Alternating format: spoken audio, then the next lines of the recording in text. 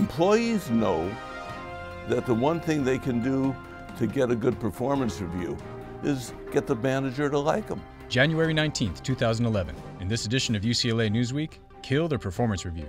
They reflect bad, corrupt management. Also, why coffee protects against diabetes, and a history-making Bruin family. Samuel Culbert discusses his book, Get Rid of Their Performance Review, and how this test for employee effectiveness can have harmful consequences. First, they're fraudulent, dishonest, and pretentious.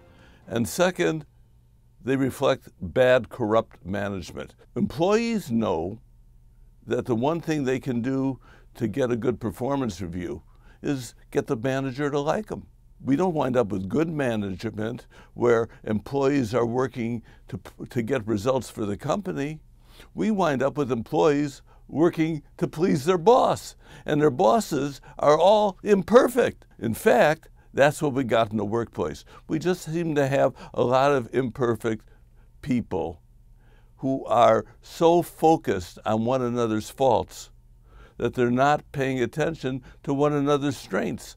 Part of it is that there is a trend where we punish people who stand accountable for saying, I made a mistake.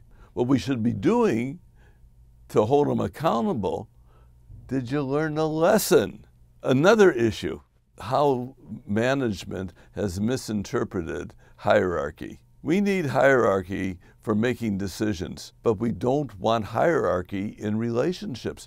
Put hierarchy in a relationship, by definition, one person's right, another person is wrong. We should be able to talk about everybody being in process rather than having some kind of imperialistic autocracy where the noble people are all by definition perfect and the serfs are all by definition trash. It shouldn't be like that.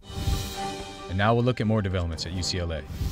Researchers have found that drinking coffee increases the plasma levels of a protein called SHBG. Low levels of SHBG indicate a greater risk for type 2 diabetes, which makes the protein critical as a means for assessing the risk and prevention of the disease.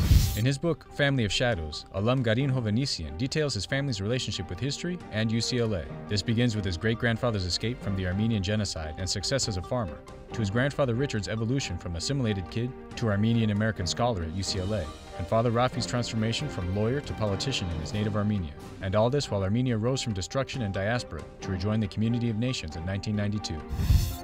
For more on these and other stories, please visit newsroom.ucla.edu and follow us on Twitter at UCLA Broadcast.